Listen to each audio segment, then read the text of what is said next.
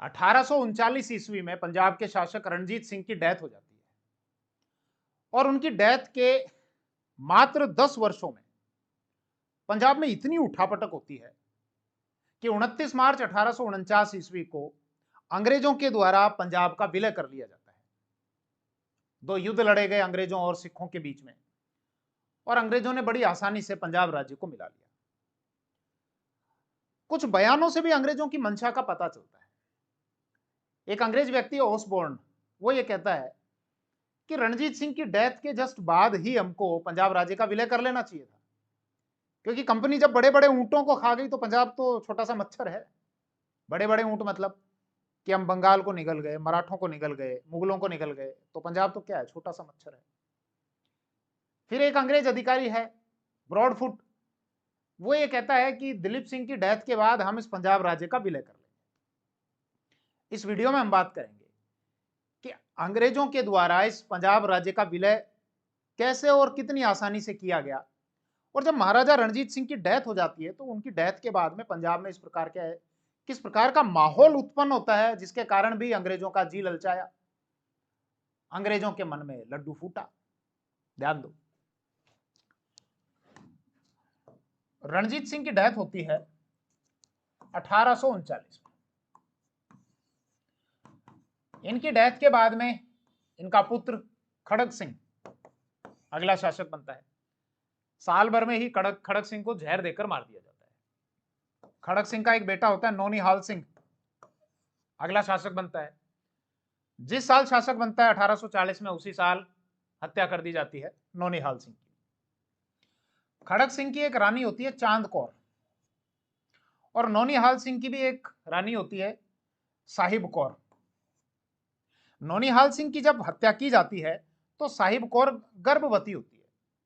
तो जब तक किसी बालक का जन्म ना हो जाए, और वो बालक पुत्र ही होना चाहिए, तब तक के लिए ये जो चांद कौर हैं वो स्वयं को राज्य की संरक्षिका बना लेती हैं कि तब तक मैं शासन चला लूंगी, मैं संरक्षिका हूं राज्य की।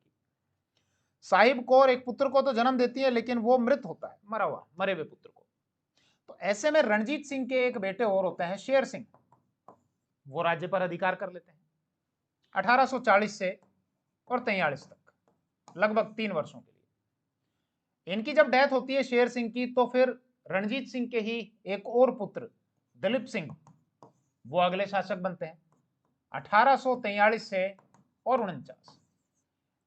इस सारी पिक्चर से एक बात तो क्लियर हुई होगी आपके दिमाग में कि रणजीत सिंह की डेथ के बाद में पंजाब राज्य में उठापटक चल रही है, राजनीतिक अस्थिरता है। शासक बन रहा है, जहर दे दिया, हत्या कर दी, फिर 3 साल में डेथ हो गई।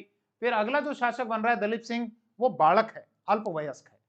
ये देखो, ये मैं आपको दिखाऊं, ये है दिलीप सिंह, बालक होते हैं, अल्पवयस्क होते हैं। बालक तो कैसे राज्य चलाएगा? तो दिलीप सिंह की माता होती है जिंद कौर, वो स्वयं को राज्य की संरक्षिका बना लेती हैं कि जब तक दिलीप सिंह बड़ा नहीं हो जाता तब तक मैं शासन चलाऊंगी।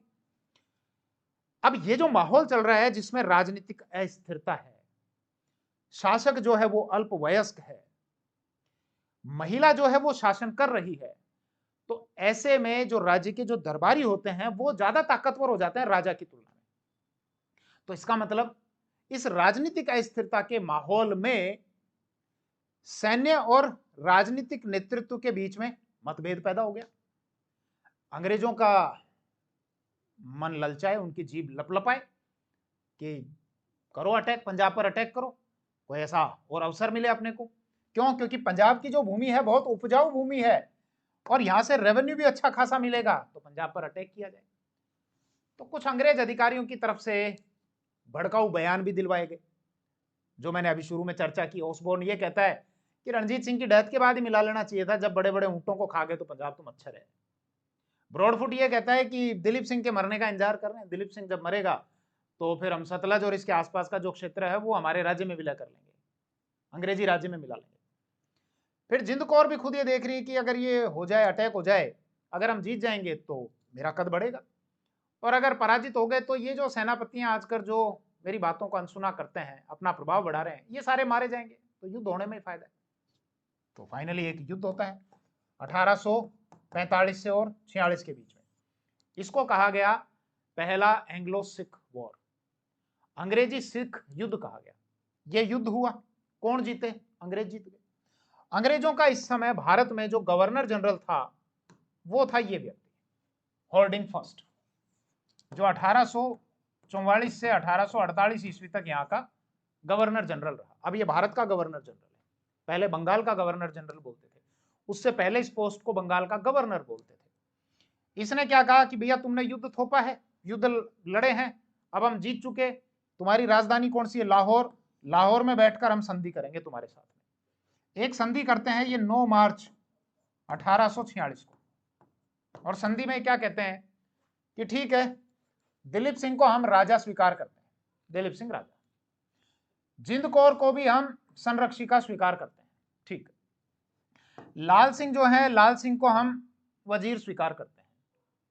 इसके अलावा तुम्हारा ये जो राज्य है, तुम्हारे राज्य में हमारा एक आदमी रहेगा जिसका रेजिडेंस यहीं पर रहेगा, उसको हम रेजिडेंट बोलेंगे, वो है हेनरी लॉरेंस। अपने आदमी को बैठा दो, वॉच करते रहो, ध्यान करते रहो। फिर तुमने हमारे साथ में युद्ध लड़ा, देखो थोप रहे हैं सारी चीजें, हमको नुकसान हुआ, तो इसलिए अब 1.5 करोड़ का युद्ध हर्जाना दोगे तुम। 1.5 करोड़ का ये युद्ध हर्जाना जब नहीं दे पाए तो उसके कारण अंग्रेजों ने एक तो कर लिया कश्मीर पर अधिकार। कश्मीर पर अधिकार करने के बाद में एक व्यक्ति में गुलाब सिंह डोगरा, गुलाब सिंह डोगरा ने अंग्रेजों से वो कश्मीर ले लिया था, वहां डोगरा डायनेस्टी शुरू हो गई। फिर अंग्रेजों ने कहा कि तुम्हारी फौज जब तक बड़ी रहेगी तब तक तुम आए दिन हमारे साथ में लड़ते रहोगे, तो इसलिए एक काम करो, तुम आज से 20,000 से ज्यादा पैदल सेना नहीं रखोगे, ज्यादा ज्यादा कितनी, 20,000 की पैदल सेना रखोगे। जबकि महाराजा रणजीत सिंह के पास तो बहुत बड़ी फौज थी, और अब ये पढ़ते हैं कि उस समय एशिया की दूसरी सबसे बड़ी ताकतवर फौज थी सिखों के पास में, पहली तो अंग्रेजों के पास में, दूसरी सिखों के पास में। अब अंग्रेजों ने सीमित कर दिया, 20,000 से ज्यादा तुम्हारी पैदल सेना नहीं रहनी चाहिए, और 12,000 से ज्यादा तुम्हारे पास में घुड़सवार नहीं रहने चाहिए। फिर अंग्रेजों ने सोचा, कब हुई है संधि? 9 मार्च। कहां पर हो रही है? लाहौर में। तो कौन सी संधि? लाहौर की संधि। अंग्रेजों ने देखा ज्यादा कुछ मिला नहीं यार, और मिलना चाहिए थोड़ा सा, अपनी फौज यहीं पड़ी रहनी चाहिए। फिर मन में लड्डू फूटा। 2 दिन बाद, 9 तारीख के 2 दिन बाद यानी कि 11 मार्च को अंग्रेजों ने ये कहा, बोले हम तुम्हारी रक्षा करेंगे। इसलिए इस साल के लास्ट तक, मतलब दिसंबर तक, अंग्रेजों की जो सेना है वो यहीं पंजाब में पड़ी रहेगी, मतलब यहीं लाहौर में रहेगी, तुम्हारी रक्षा करेगी।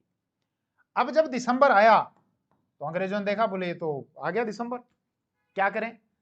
तो अंग्रेजों का फिर वो जीभ लपलपाई, बोले एक और संधि कर रहे हैं। एक चीज ध्यान रखना, वैसे कब हुई थी? 9 मार्च को।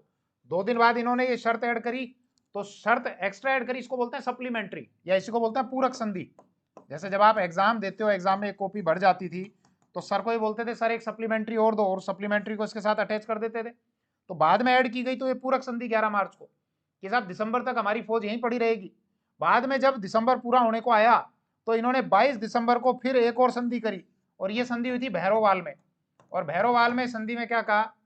बोले जब तक दिलीप सिंह जब तक वयस्क नहीं हो जाते, बड़े नहीं हो जाते, तब तक ये फौज यहीं पड़ी रहेगी, हमारी फौज। जिंद कौर ने कहा, बोले ये क्या तमाशा कर रखा है तुमने, कभी कह रहे हो हम यहाँ पे रहेंगे, फिर ये कह रहे हो अब ये दिसंबर तक रहेंगे, अब कह रहे हो ये वयस्क होने तक रहेंगे, बोले तुम निकलो यहां से। अंग्रेजों ने कहा ना, हम नहीं निकलेंगे, आपके निकलने का टाइम आ गया है। जिंद कौर को पेंशन पकड़ाई, बोले पेंशन लेते रहना, और शेखपुरा भेज दिया। कहां पर? शेखपुरा। और खुद अंग्रेज जो हैं वो दिलीप सिंह के बन गए संरक्षक, कि अब हम आपके संरक्षक, आपकी रक्षा अब हम करेंगे, और यहाँ पे हमारी फौज पड़ी रहेगी। कब तक पड़ी रहेगी? जब तक आप वयस्क नहीं हो जाते तब तक हम संभालेंगे आपको। तो ये तो होता है अंग्रेजों और सिखों के बीच में पहला युद्ध 1845 से 46, जब अंग्रेजों का गवर्नर जनरल कौन होता है? हॉर्डिंग, और हेनरी लॉरेंस को यहाँ पे रेजिडेंट बना दिया जाता है। बाद में कहानी एक और शुरू होती है। अब इनका एक गवर्नर जनरल बनकर आया डलहौजी, ये डलहौजी, और ये आदमी ऐसा था, ये डेली है ना सुबह चाय नाश्ते के साथ में एक रियासत खा जाता था ये आदमी, ये डलहौजी। कई रियासतों का विलय किया इसने, कई रियासतों का, पंजाब को मिलाया, सिक्किम को मिलाया, बर्मा, पिगू, इसके अलावा सतारा, संबलपुर, जैतपुर, नागपुर, करौली, मतलब इसके अलावा आपका बघाट और उदयपुर, ये मेवाड़ वाला, राजस्थान वाला उदयपुर नहीं, मध्य प्रदेश में एक उदयपुर है वो, इसलिए मैं कह रहा हूं ये चाय नाश्ते के साथ रियासतें खा जाया करता था। ये गवर्नर जनरल बनकर आया 1848 से और 1856 तक। इसने देखा पंजाब का कैसे विलय किया जाए, इसको एक मौका मिला। एक जगह आती है हजारा, हजारा का गवर्नर था, मतलब वहां का सूबेदार था, और जिसका नाम था चतर सिंह, चतर सिंह। और एक है मुल्तान, मुल्तान जिस पर महाराजा रणजीत सिंह ने 1818 में अधिकार कर लिया था। मुल्तान का गवर्नर था मूलराज। मूलराज और चतर सिंह, इन दोनों ने अंग्रेजों के खिलाफ विद्रोह कर दिया।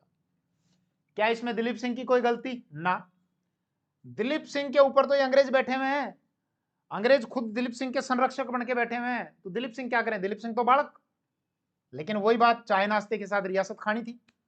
इसने ये कहा कि साहब हजारा और मूलराज के जो मुल्तान के जो गवर्नर हैं, उन्होंने अंग्रेजों के खिलाफ विद्रोह कर दिया, इसलिए इसका बदला लिया जाएगा और पंजाब का विलय किया जाएगा। अरे पंजाब का दिलीप सिंह का कोई लेना देना ही नहीं है। अटैक करने के लिए फौज भेज दी, अपना एक सेनापति भेजा गफ। अब मैं बात कर रहा हूं दूसरे एंग्लो सिख बैटल की, जो 1848 से और 49 तक लड़ा गया, और फाइनली 29 मार्च और 1849 को पंजाब का विलय कर लिया गया। सबसे पहला भेजा जाता है गफ को। गफ एक युद्ध लड़ता है, चिलियान वाला का युद्ध, चिलियान वाला का युद्ध 1849 में, और इसमें सिखों को ना तो ये ढंग से पराजित कर पाए, ना ये खुद ढंग से जीत पाए, अंग्रेजों को भी खूब नुकसान हुआ। डलहौजी ने गफ से पूछा, गफ क्या हालचाल है भाई, जीत रहे हैं हार रहे हैं? उसने कहा जीत गए अपने तो मस्त मस्त रहो आप एकदम। डलहौजी को सूचना मिल चुकी थी, बोले अपने को खूब नुकसान हुआ है, इसलिए डलहौजी ने कहा कि ऐसी एक और जीत अपने को बर्बाद कर देगी, तो इसलिए गफ तू लंबी लंबी गफ मत फेंके, तू तो आजा वापस। और एक दूसरे व्यक्ति को भेजा, चार्ल्स नेपियर को, बोले चार्ल्स नेपियर अब तू जा और तू हरा क्या। एक और युद्ध होता है जिसको कहा गया गुजरात का युद्ध। ये ध्यान रखना, ये गुजरात राजस्थान से नीचे जो स्टेट आता है वो वाला गुजरात नहीं है, पंजाब में भी एक जगह है, ये वो वाला गुजरात है। तोपों का खूब युद्ध उपयोग हुआ था, इसलिए इस युद्ध को कहा गया तोपों का युद्ध।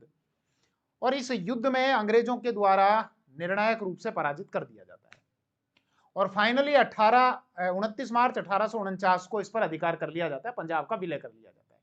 हालांकि एक चीज और ध्यान रखना, ये जो पहला युद्ध हुआ था ना अंग्रेजों और सिखों के बीच में, इस पहले युद्ध में छोटे मोटे कुछ झड़प हुई थी।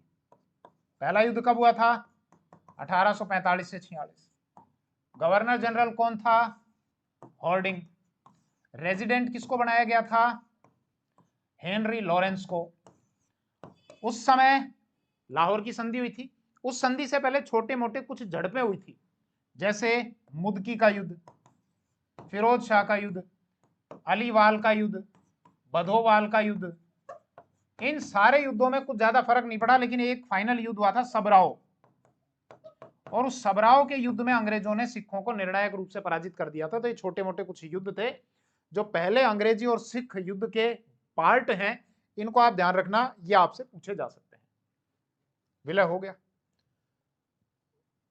मॉडर्न इंडियन हिस्ट्री का अगर पूरा बैच आप ज्वाइन करना चाहते हैं तो भारद्वाज क्लासेस की एप्लीकेशन पर मॉडर्न इंडियन हिस्ट्री के बैच स्टार्ट कर दिए हैं, और लगभग 10 या 11 पार्ट वहां पर मैंने अपलोड कर दिए हैं। जल्दी ही बचे हुए पार्ट भी आपको मिल जाएंगे, आप चाहें तो उसको वहां पर ज्वाइन कर सकते हैं। थैंक यू, जय हिंद।